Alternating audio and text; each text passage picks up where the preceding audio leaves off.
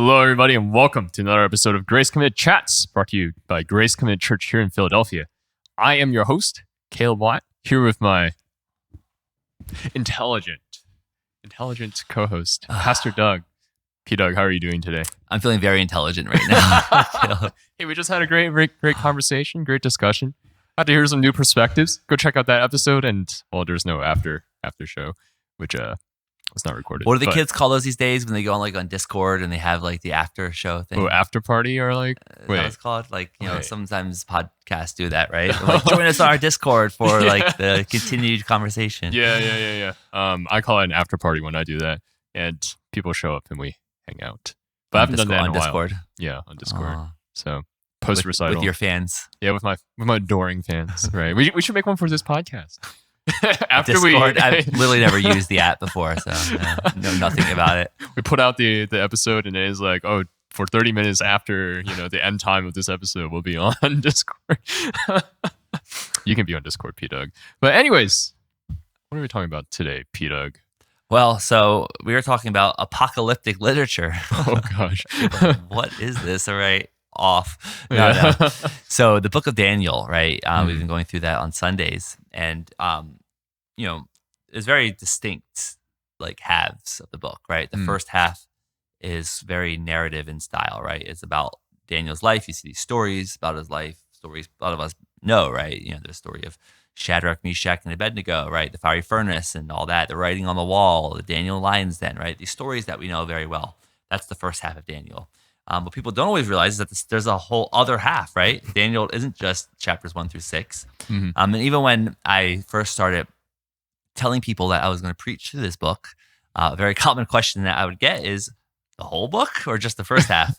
I certainly said that too. Yeah, you're one of those people, and a lot of others asked me that too. You weren't alone.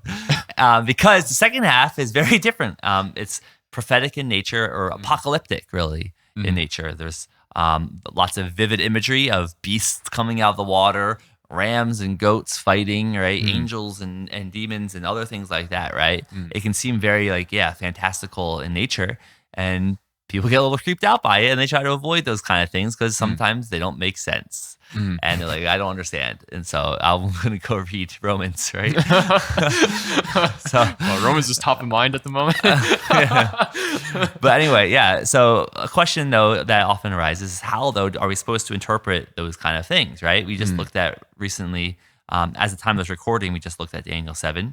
And Daniel 7 has the vision of the beast coming out of the water. And then the last beast is this like very scary beast that has all these horns, and then the horns like are fighting each other. Like 3 other horns get taken out by one horn, and then one horn starts talking and speaking boastfully, and it's like, whoa, what is happening here? And then again, like, how are we supposed to interpret this, right?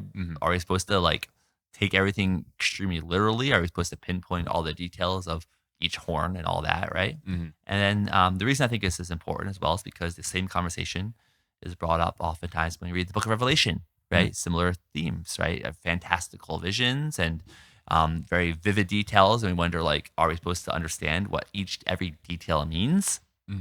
And if so, then like, how are we supposed to understand all these details? So that's what we're talking about. That's what we're talking about today. I was going to say in a nutshell. That wasn't a nutshell. That was in a full course platter. The menu. We're talking about the apocalypse. That's what I heard. The apocalypse. Yeah. I'm messing. But wait, so how would you define, like, first and foremost, like, apocalyptical literature, right? Yeah. Because there are times when, of course, Jesus talks about the future, right? But then there's like, Revelations, which feels very distinct from like Jesus just saying, in the end times there will be this, right? So like, what is like considered like apocalyptical? Yeah, you're right. There's a few very distinct apocalyptic type sections in the Bible, right? Daniel's chapters 7 through 12, pretty much all the book of Revelation. You're right. Jesus has a few times that are speaking more like apocalyptically, right? There's was it Mark chapter 13, I believe, and Matthew 25 or 6, somewhere around like there. In the Matthew 20s range. Yeah. But just to take a step back, right? What does apocalyptic even mean? Where we get this word? Well, the word apocalyptic or apocalypse, right? Sometimes people think means end times, but doesn't. That does actually mean end times. It just means pulling away the curtain, right? It's the Greek word apokalypsis. Apo means away, calypsis is like a curtain or a cover. So pulling away the cover, right? To see what is behind, right? See what is hidden. The word is often translated revelation so that's where we get the word apocalypse, is that the first sentence of, or the first few words of the book of Revelation is the revelation of Jesus Christ, which is also the apocalypsis. The apocalypse of Jesus Christ. So it's not about when people say the apocalypse, that's just because of over time people have sort of, for whatever reason, made the word apocalypse mean end times, when it doesn't really mean that at all, right? Apocalypse just means a revelation, a pulling back of the curtain to see what is happening in the heavenly realm. Because the reality is that at this given moment, right, we live in an earthly material realm, but there is a heavenly realm in which God lives, in which spiritual beings live, that is also alive and teeming with life at the very same time we are. And so there's times in scripture where that curtain gets pulled back and we see what is happening in the heavenly realm. So you would say that apocalyptical literature is not necessarily just about end times, but I would say actually almost predominantly not about end times. Okay. And that's actually our misunderstanding. We often want to make it end times. A lot of times we read the book of Revelation and make it all end times, when I don't think necessarily all of it is. I mean, there's some clear end time stuff, especially towards the end of it. But they try to make everything about end times. It's not quite true, because actually the thing about the book of Revelation is that, and apocalyptic literature in general, is that it's often a theological understanding of what is happening in the physical realm, right? It's a theological look at the heavenly space that's behind what's happening in the physical space. Like think about the book of Daniel, right? The beasts coming out of the water, apocalyptic nature, right? But is representative of the kingdoms of the world, right? And we're going to see in later books later chapters of the book of Daniel, where Daniel is like speaking with different like beings, like spiritual beings, and they'll speak of like the Prince of Persia or this or that, right? Like I was held up until like the Archangel exactly, Michael. Right? Because there's a spiritual reality behind the physical reality we see, right?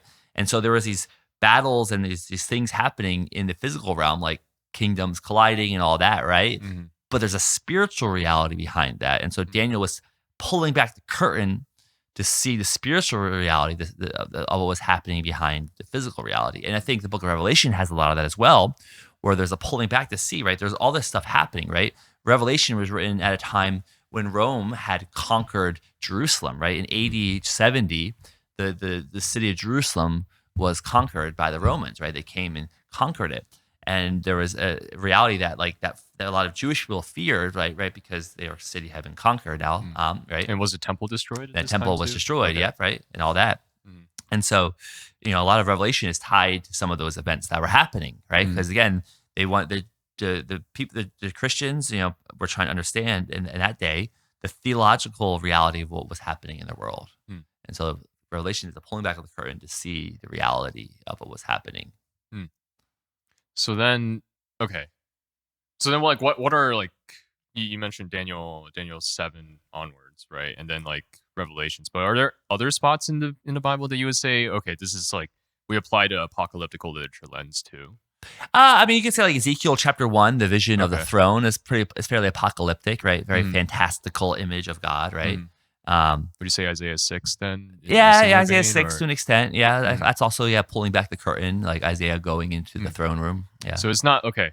For my clarification, so not all prophetic literature is apocalyptic. No, for sure not. Yeah. Actually, most prophetic literature is more what you'd call like lawsuit, like covenantal, like lawsuit, right? Like bringing a charge.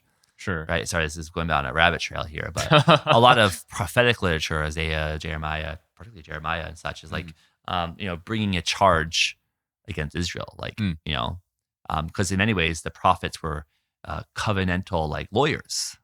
Like arguing against the nation about how they had disobeyed the covenant. We're sort of tying it back to a previous episode, right? I think blessings and curses, right? And the state and the statements, right? Like they're saying, hey, like you're breaking these terms of the covenant, right? That's a lot of prophetic literature is about. Sure. So, but I'm like thinking too about like maybe the ones that point a little bit more forward, like in Isaiah, like in the 50s, I can't remember, but the ones is like, oh, the boy will lie down with the lion, and like there will be like all this peace, and then like maybe coming. No, up, like, Jesus I wouldn't classify that as apocalyptic. Okay. Yeah, I would say it's like there's metaphorical, and it's there's a nature of prophetic promises there, right? I think that's more speaking of the prophetic promises, right? Okay. Again, like prophecy in the Bible, like Isaiah, Jeremiah, for the most part, is speaking of the covenant. And so the laying down of the lamb is a prophetic blessing of the covenant that would come, okay. right? And so, I want to call it apocalyptic. Apocalyptic is usually more, again, the fantastical visions, right? Very vivid visions, beasts coming out of the water, right? The dragons in Revelation, right? That kind of stuff, right? Yeah. Okay, so then now that we've defined apocalyptical literature, how do you approach interpreting that? Right? Because it just seems, I guess, for lack of better terms, like it's just so trippy. Yeah. Right? It's Yeah. like, how do I make sense of this? I think we need to, I mentioned this on the one message recently, but we had to be careful not to get boiled down on the details. The details obviously meant to the writer, but a lot of times those details are informed by very specific historical events that we might not understand, right? Very cultural as well. And so it'd be very difficult for us to always nail them all down. And when we do get bogged down though by details, we just throw our hands up like, I don't know. But I think, we should try to understand what is the main idea that's trying to be communicated. Like looking at Daniel chapter 7, right? Beasts coming out of the water, horns, ripping out other horns, one boastful horn, right? What does this mean, right? Maybe we can make guesses about it. But I think we should just get the basic gist is that these are the kingdoms of the world that are corrupted, right? They become beastly because of the power that they've sought, right? They're the pride that they had, right? And we're informed by that by the chapters that came before, right? Nebuchadnezzar being sent out to the wilderness as a beast because he was prideful. We see Belshazzar's kingdom being snatched away because he was boastful and prideful, all that, right? And so we have to look at the context to understand what is trying to be communicated here. And so I would say that the same with Book of Revelation particularly is let's try to look at the main context here. Try to look at the main points, not get bogged down in the details. I feel like that's like so hard. Yeah, it's very hard. Yeah, Right? Because like I'm thinking, is it? Oh, I get these two prophets mixed up because they both start with Z, but like Zechariah or Zephaniah, I forget which one. But it has like the visions of like I think like horsemen and stuff, and like flying scrolls show up in like Revelations too, right? It's like, yeah.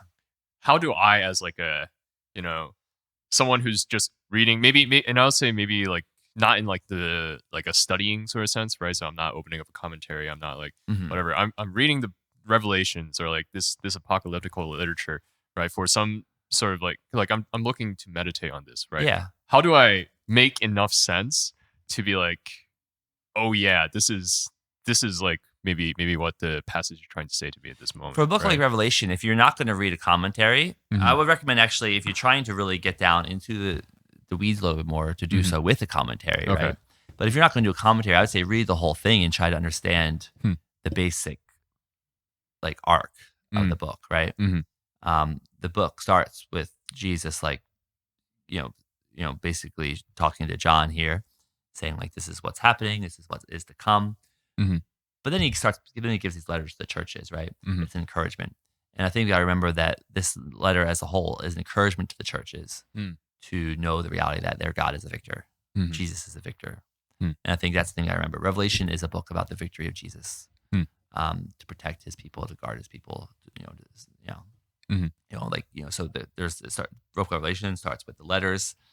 It's encouragement, but also obviously a rebuke as well. Like, let's, like helping these churches. But then it opens up with like looking at the throne room of God, right? Revelation 4 and 5. And it's showing like, yeah, God is on the throne, right? He is the one in control. And then after that, it gets kind of like, more difficult. But if you look at that, right? God on the throne, right? Worthy is the Lamb. And you look at the end, right? Jesus is the conqueror. He comes, right? And he defeats Satan and like the battle is won. There's the wedding feast, right? And the tree of life is back. The tree of life is back. The king, like heaven, the new heavens, new earth, new Jerusalem, all that, right? So we have hope that our God is a victor. And remember, like I said, a lot of these apocalyptic literature is often written to understand historical events. And so there was historical events that were happening, Rome conquering Jerusalem, all that, and they're trying to, and this is a theological work to show that like even though it looks like human, like Rome is victorious, we know that Jesus is victorious. And I think that's the thing that we got to remember is that that's the big picture of Revelation. And that's what, when we read it, if we're just reading it, right, I think we got to look to the big picture. So context. Context, yeah. Yeah. Do you feel like, and maybe this is like, this ties a little bit back to what you said about details, right? But like, I think even for me, like, I've gone through Daniel with a commentary before, right? It's always just like, oh, some scholars think this, some scholars think that, right? Try to line up like, oh, what these beasts mean, or like horns and like stuff like that.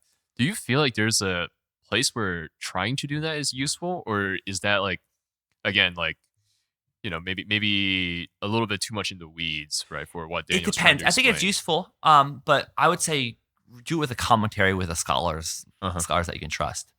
But if you're trying to do this, but it's forcing you to also create lots of other stuff to make sense of it, I feel like there's a problem. You know what do I mean by that?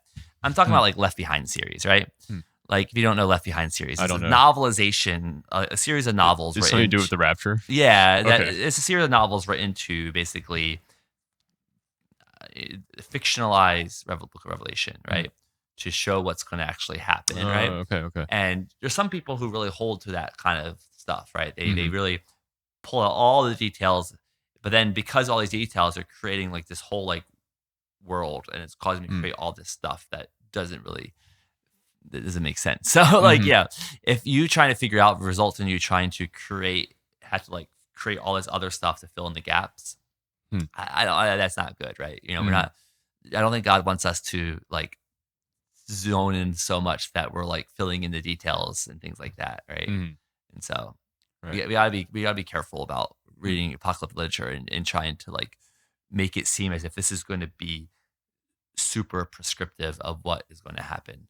And that's actually the tension in the book of Revelation, is understanding what is speaking of end time versus what is speaking of things that were happening then. And we shouldn't think of it all as end times, right? Like I said that earlier, right? Right. Some of the stuff is just speaking theologically, pulling away the curtain, right? Apocalypse, pulling away the curtain of what's happening in the spiritual realm at that moment.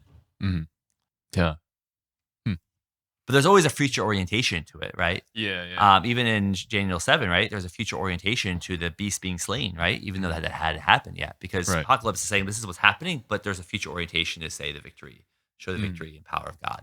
Right. Like as you pointed out in your sermon, right? Like who's going to take the throne, right? Yeah. And then the Son of Man.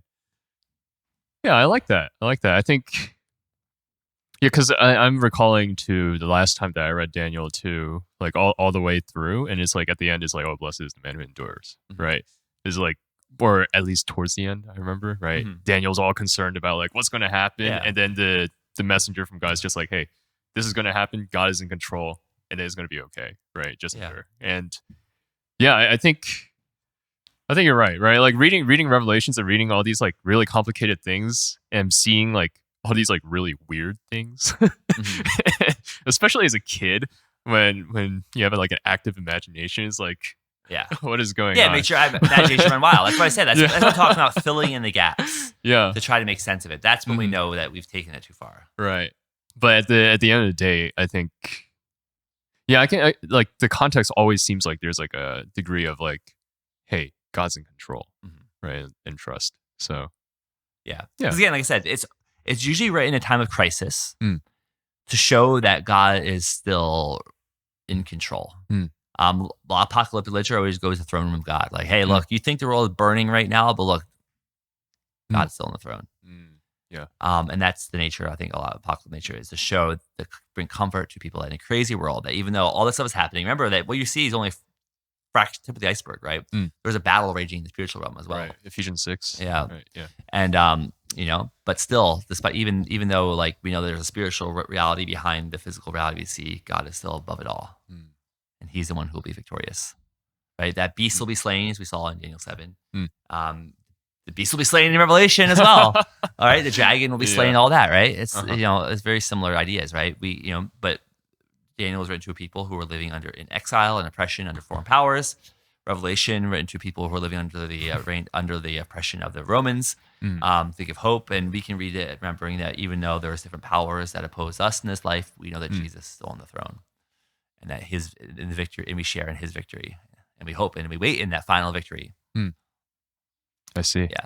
But it's not for us to peel back and be like, oh, what's exactly going to happen? No, like that's not the point. It's not the point, right? We're not trying. It's not being overly prescriptive in that way. It's about what's to happen. It's more of a description of the heavenly space and God being on the throne.